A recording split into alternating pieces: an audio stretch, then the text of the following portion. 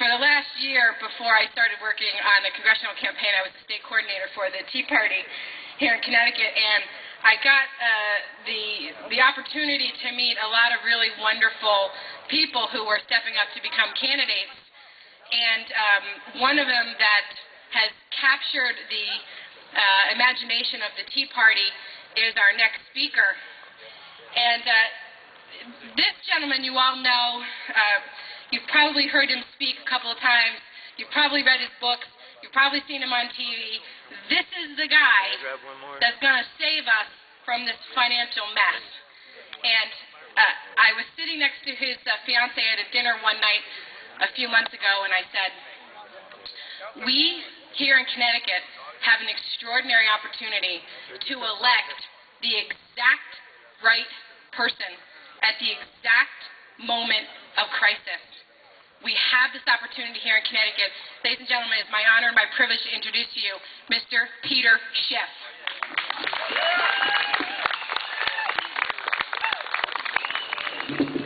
And actually, you know, Peggy, it is possible to run for political office without being a politician, because that's exactly what I'm doing.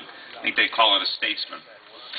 But, you know, as we're gathering here, I think we have to do more than celebrate our independence, because, unfortunately, we're losing it, so we have to defend it. We have to fight for it the way our founding fathers originally fought for it. I'm sure if they were alive today, they would probably be out on this lawn with us. In fact, they'd probably have their muskets with them, and they'd be ready to actually storm Washington. But I think this Tea Party movement is the best hope that this nation has to try to turn the tide in Washington and try to restore freedom to this republic before we lose what's left of it. And, you know, I think we can't let the Republican Party take the Tea Party for granted. We have to elect Republicans to Congress that actually understand what that means and why we send them there. Because, unfortunately, the Republicans that we've elected in the past have acted just like the Democrats that we're trying to defeat. And that tradition is going to end with me if I can get elected to the United States Senate. And if the people out on this lawn help me, then maybe that can actually be a reality. I know it's an uphill battle, but it's not a battle that we can't win. You know, I think my primary opponent in the Republican primary is vulnerable, and I think a lot of her support is not that solid. I think if a lot of people find out that there is a real alternative to a career politician, somebody who truly is an outsider that has real grassroots support in the state of Connecticut, that rank-and-file Republican voters will support me, and we can bring this Tea Party movement to Washington, D.C., and take it just out of the local communities and actually bring it to the legislature, where it might actually make a difference in blocking what the government is trying to do and trying to restore the liberties and the freedoms that we're here to celebrate. And it would be a wonderful thing if we actually had them instead of just simply hope to retain them. And I think, as I said, unlike my opponents in this race, I think I can actually win in the general election. I think if you look at the polls that are out there, it shows that Dick Blumenthal has what appears to be an insurmountable lead against all of his challengers. But if you look beneath the numbers, you'll realize that the only reason that he's beating me is because most Republicans, or most people, most voters in the state of Connecticut still haven't heard the name Peter Schiff and don't even realize what I'm about or why I'm running. And we have, about another 5 or 6 weeks or so to get that message out to the Republicans. I mean, I should be able to win a Republican primary. I don't see how I can't.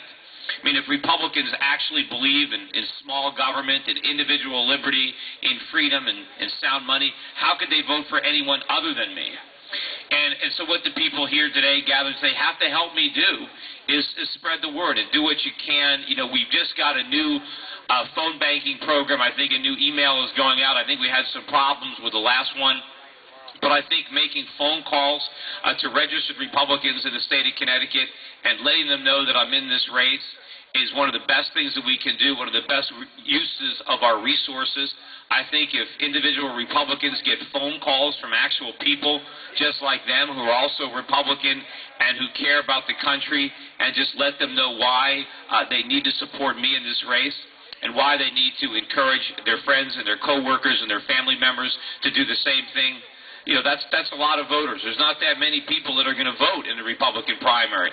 If everybody, you know, gathered on this lawn, you know, calls 10 or 20 people, that can make a significant difference in the outcome of this election, especially if those people do something. You know, it's not just the people that you talk to and that you convince, but it's the people that they talk to. That's how a grassroots political movement catches fire. What else can we do besides try to elect somebody who's going to bring our values and our principles to Washington, D.C. before it's too late? Because we don't have a lot of time. We have a few years, and that's just it. I mean, ideally, I'd run for political office when I'm a little bit older and when I've finished in my business career. But unfortunately, I don't have that kind of time. You know, we are hanging on by a thread at this point. You know, if you look at the economic statistics that are out there now, the phony recovery that was produced by government stimulus is fading fast. And these guys are in a laboratory right now coming up with another dose of stimulus that's going to be toxic. You know, they're not going to stop until this entire economy crumbles, because that is exactly what they want to happen. Because the weaker the economy gets, the more people that are unemployed, the more they can peddle their snake oil as the only way to solve the problem. Government loves misery because that's how they stay in power. And the more damage they do to the free market, the more they're able to discredit it. We have to draw a line in the sand and let the public know that that's not it. That the source of our troubles is Washington. And that every time they come up with another round of stimulus, that is the problem. Because the economy cannot and will not grow as long as the government is in there stimulating it. Because it's not stimulating growth, it's stifling growth, it's stimulating government, dependency, debt, inflation, taxes, regulation. It's stimulating everything that we don't need, everything that created the problems that confront us. And it's unfortunate that I read in the newspapers this morning that in Europe the calls are for less government. The Europeans who have a belly full of big government, who are suffering from excess government spending, they're saying that they have to grow their economies by cutting back on government, by shrinking deficit spending, and we're lecturing them that they got it wrong. We're telling them that no. The secret to success, the key to growth, is bigger government, is more government. Well, you know, the Europeans are getting the message because they got government bigger than anybody else, and they're broke. And so what are we doing? Instead of following the examples that have succeeded, we're following those that have failed. I mean, are they really that stupid, or do they have a bigger agenda? That's what I think. So we've got to stop that. We have a chance. If the people can help elect me to the United States Senate, things are going to change in Washington. There is no way that they're going to go about business as usual in the United States Senate with me there. It's just not going to happen.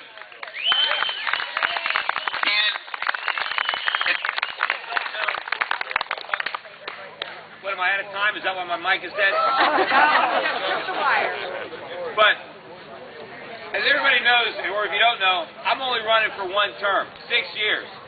So I'm going to have 100% of my time in the Senate to doing what needs to be done, to doing what not a single career politician will ever do, and that's what's right for the country. Because what's right for the country is bad politics.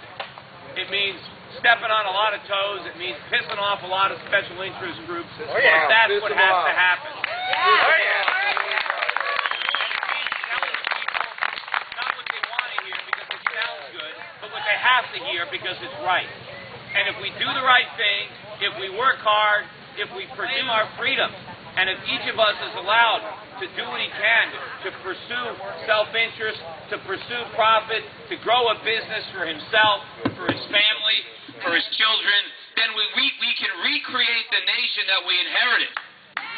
And we can make our founding fathers proud. Anyway, thanks to everybody for assembling here today, and whatever you can do to make my quest for the U.S. Senate a victorious endeavor. Thank you.